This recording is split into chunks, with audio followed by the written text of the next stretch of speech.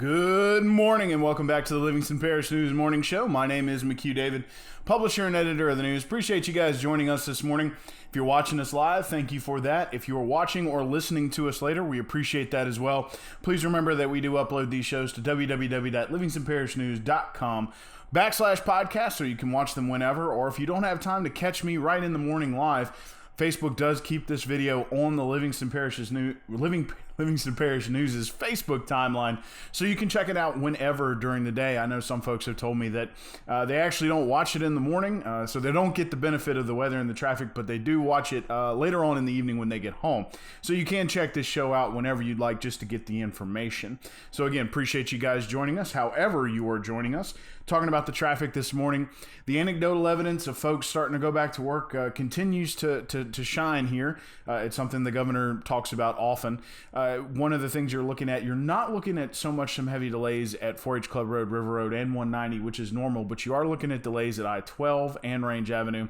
You're also looking at delays north of Denham Springs up into Watson, folks getting out of their subdivisions, getting on Highway 16 to come down. There's also some heavy traffic at 190 and 447 and Walker, and of course your heavy delays at Jubin Road and 190. So it does look like a lot of people are starting to at least try to go back to work. Not sure, where they're going to work or how long they're going to work for, but there is plenty of traffic in the morning, especially in the Denham Springs area as people are passing through from those other areas going into Baton Rouge. However, I-12 does remain clear at this time.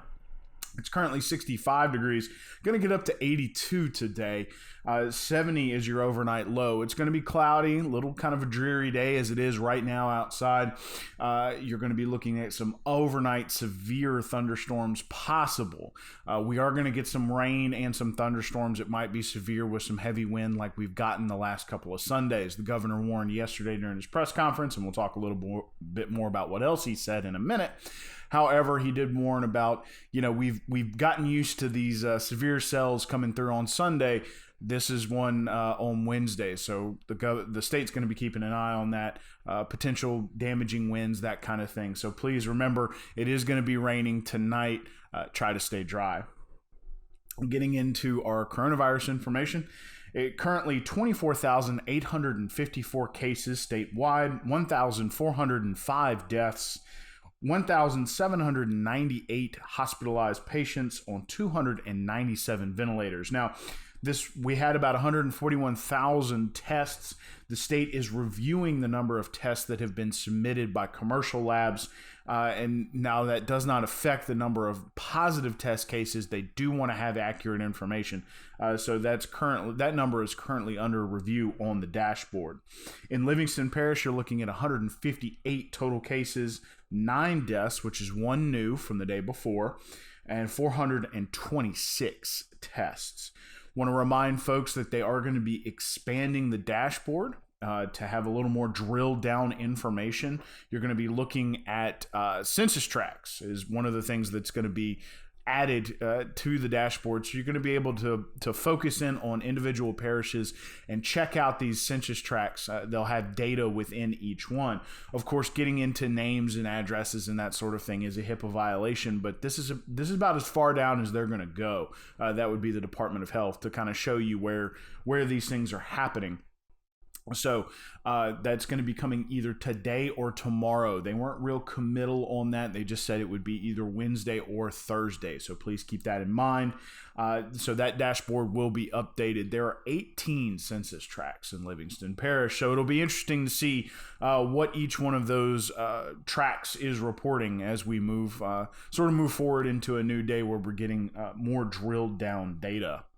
Yesterday, the governor was very brief, they're doing a lot at the state right now to try to get prepared for the healthcare system, for the majority of it to open back up. Of course, we discussed that yesterday. It will be one of the first industries to reopen after we sort of move into phase one. Right now, we're still on track for phase one. Please remember that you have to have 14 days of a downward trend. So you could have a bad day tucked in there as long as the overall 14 days are trending down, where you're having fewer people present at the hospital with symptoms, you're having fewer day over day reported cases, and you're also having fewer deaths.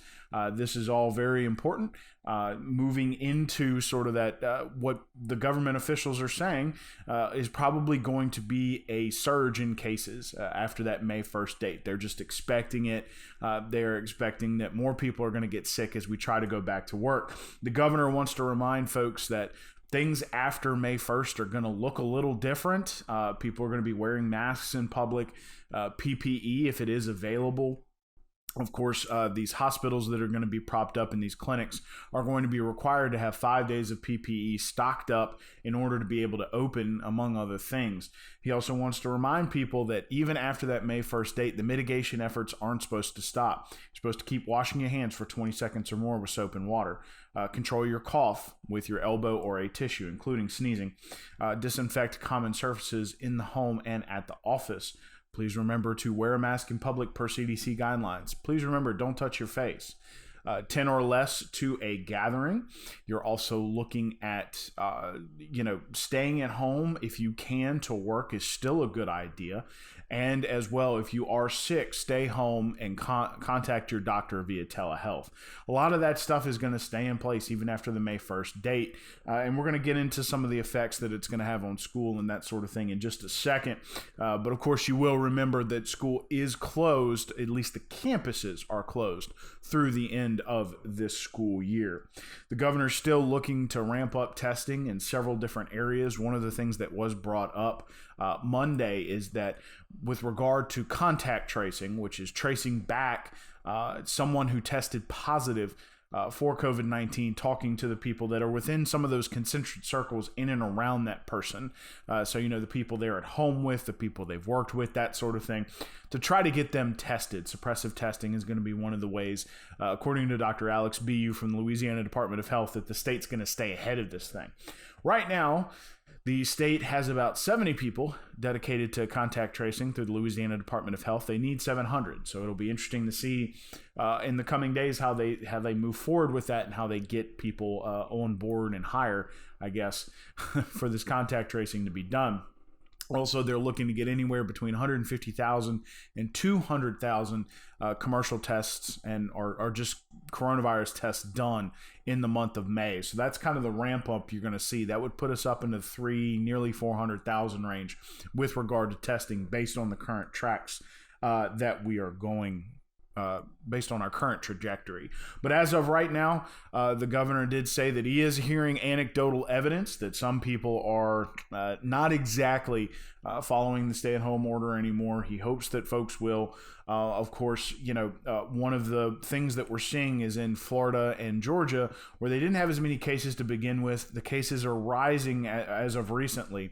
And while the beaches have been opened in some places in Florida, the Georgia governor did say he'll be opening things like bowling alleys, gyms, salons, that kind of thing. A lot of these high contact, high one-on-one interaction places that have a lot of people that go to them. The governor in Georgia did say that if they do see a spike in cases sometime over the next 2 weeks, they will shut it back down. Of course, the governor said that he's more looking to have a phased rollout and keep control of each phase. So states are all doing it a little differently. Of course, President Donald Trump said that as part of the phased rollout and those benchmarks that you have to meet, every state is going to be doing it a little differently because every state has been affected by this just a little differently. So again, Louisiana is going to be looking at a phased rollout. The governor will be meeting with his Economic Reopening Commission or Resilient Louisiana Commission. He'll be talking with them today on the phone, kind of giving them their marching orders going forward. Of course, that commission is going to be breaking down into individual task forces that will be focused on individual industries, specifically first those that have been closed by mandate or by proclamation, trying to find a way to get them open as quickly as possible, but how to do it with the best public health and public safety in mind. Yesterday, the Senate finally approved the $484 billion stimulus package, round 2. There was a little bit of a compromise that went on. Of course, the Democrats came in and wanted specific things to be added to the bill. They didn't get all of them, but they did get some of them. That bill includes $310 billion for the Paycheck Protection Program. So if you are a small business and you did not apply, or your application was put in with your bank, but you're not quite sure where it is, you should probably call them today. $60 billion in small business grants, $75 billion for hospitals, and $25 billion for coronavirus testing.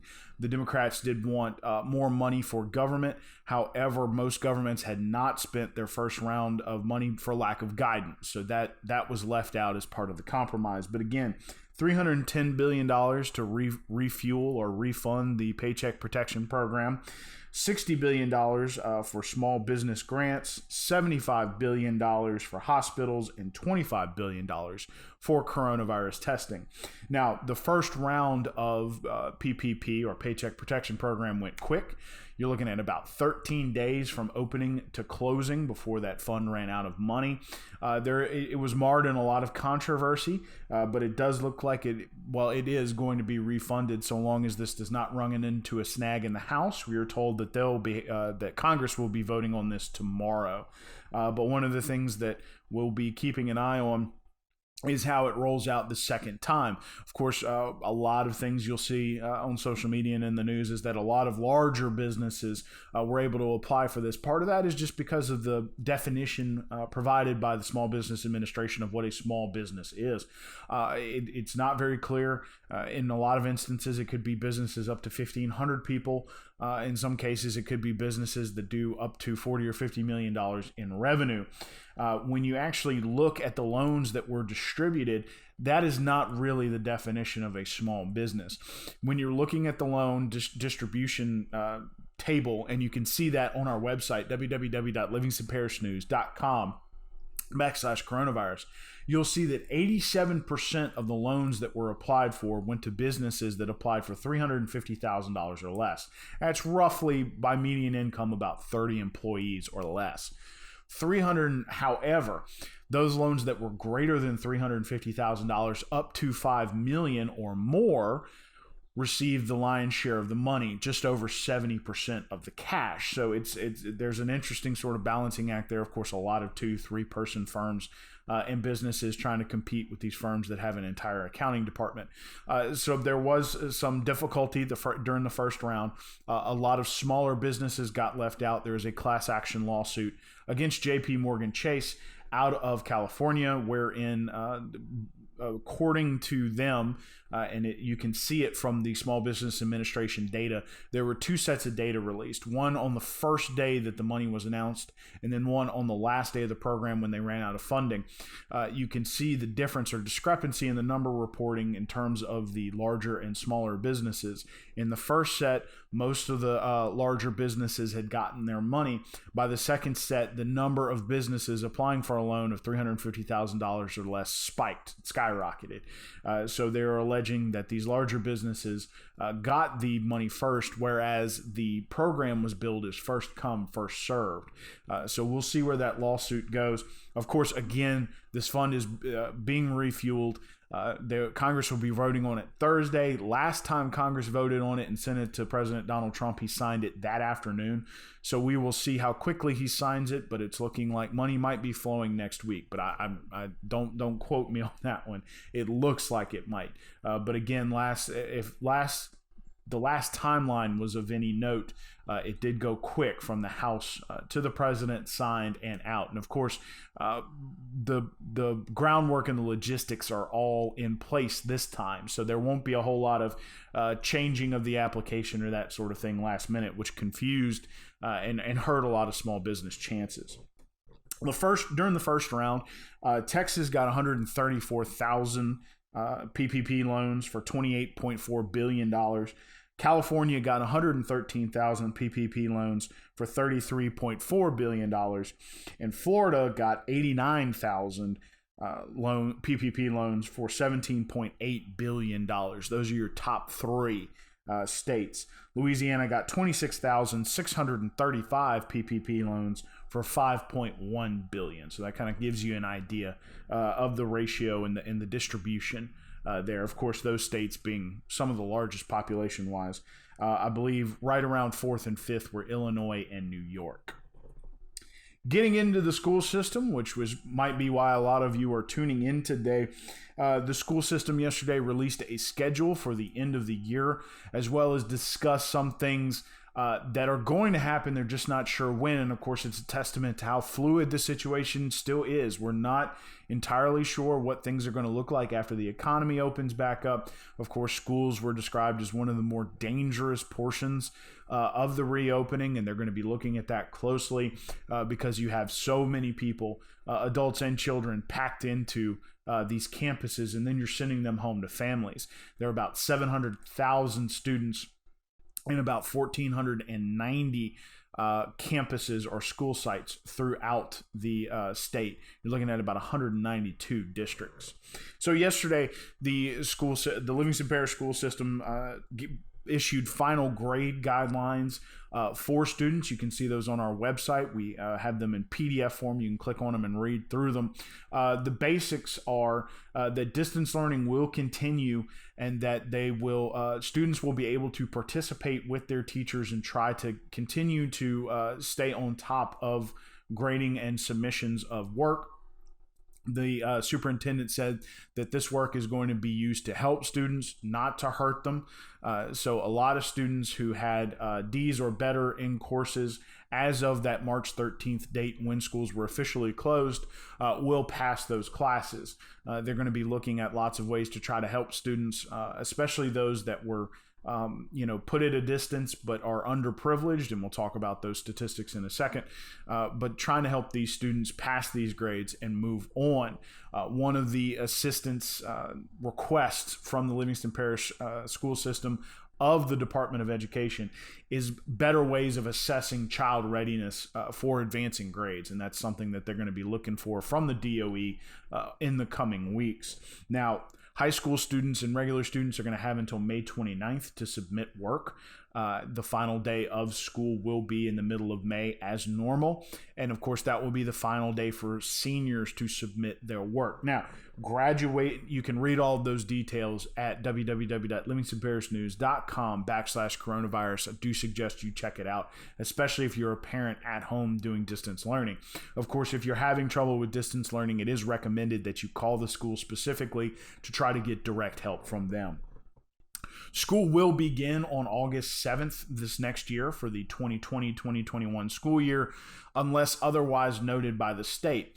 The school board had said that it might look different, per what the governor said. It might not. We're not entirely sure of what's going to happen next year, but right now, school is not going to start early. It's not going to start late. It's going to start on August 7th for Livingston Parish Public Schools. That'll be for the 2020-2021 school year.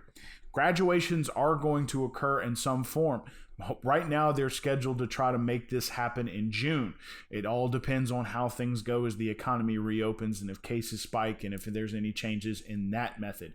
So it'll be interesting to see where they land in terms of graduations. But again, we talked to the superintendent, Joe Murphy, just yesterday, and he reaffirmed his conviction that graduation is going to happen. They're not really sure what it looks like just yet. So those seniors are going to graduate. They're going to be celebrated. It's just a question of how. Also, summer school and course recovery is going to occur this summer.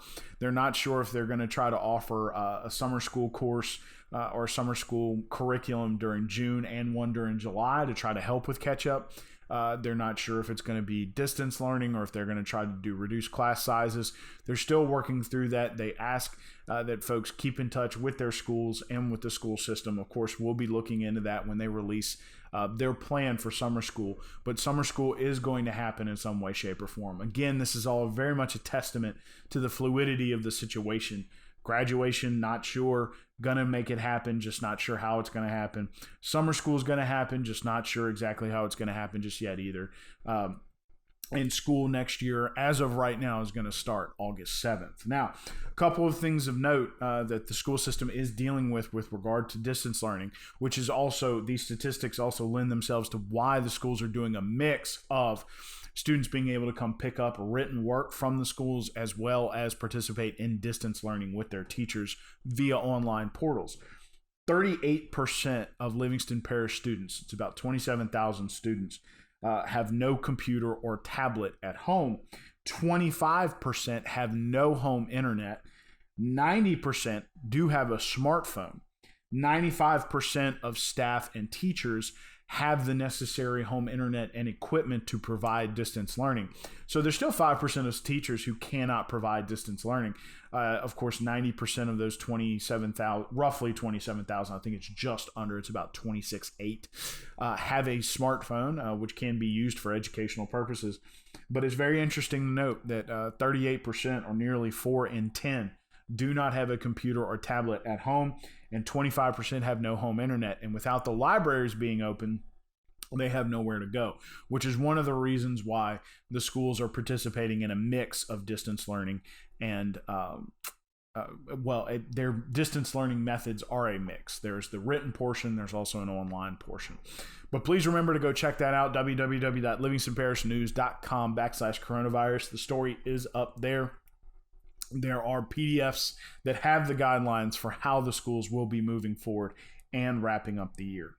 Let's wrap it up with the cases and all that good, great stuff. 24,854 cases statewide, 1,405 deaths, 1,798 patients in hospitals on 297 ventilators. Of course, that ventilator number continues to drop, which is a great sign. Over 140,000 commercial tests or total tests have been performed in Louisiana. They're reviewing that number as we speak. However, it does not affect the number of positive cases. There are 158 cases in Livingston Parish, 9 deaths, which is 1 new between Monday and Tuesday, and 426 our total tests have been done in Livingston Parish. I want to remind folks that the LDH, or Department of Health, is going to be updating the dashboard to reflect census tracts and the numbers that might be reflected in individual census tracts. There are 18 census tracts in Livingston Parish. Also remember those mitigation efforts. Wash your hands with soap and water for 20 seconds or more. Use a tissue or your elbow to control your cough and your sneezing. Please remember to wear a mask in public per CDC guidelines. Don't touch your face. Disinfect common surfaces at home and at the office. Please remember gatherings of 10 or less. Do not leave the house unless entirely necessary at this point. Of course, once we pass the May 1st date, try to stay home if you can. And of course, last but certainly not least, if you are sick, stay home. Utilize telehealth to get in touch with your doctor. Going right back around real quick with the traffic, please remember it's relatively light, but there are delays, especially people trying to get on 16 or Range Avenue, Highway 16 and 190, or getting in and around 447 and 190 in Walker. So a lot of this anecdotal evidence of people trying to go back to work or going back to work is looking pretty true based on the traffic at home. And of course, I always say I can look out the window and see a lot of people passing by. Also, you're looking at some traffic at Jubin Road and 190. It's currently 65 degrees, 82 degrees is your high. Going to be a mix of cloud and sun. It's kind of cloudy right now. It's going to be about like this. Sun will peek through every now and again. You're looking at 70 degrees is your overnight low. Looking at some thunderstorms this evening, so please be prepared for that. One last time, my name is McHugh David, publisher and editor of the news. Appreciate you guys joining us for the Livingston Parish News Morning Show. We can be found on Facebook, Twitter, LinkedIn, Instagram, and YouTube. We are once a week in print on Thursdays. It's $7 a month for that. And of course, this April, you're going to be getting a bonus 5th edition. So usually it's about 4 Thursdays a month. This April, we have 5 Thursdays. So there will be a paper on April 30th. And of course, moving forward, we also have the website, www.livingstonparishnews.com. And of course, we have a coronavirus section, which is currently free. We appreciate it if you check that out. As mentioned, we upload these shows to our website. We do hope you have a great day. Please stay safe if you are going to go out, and we will catch you tomorrow morning right here, not in the booth, but at my desk in the corner.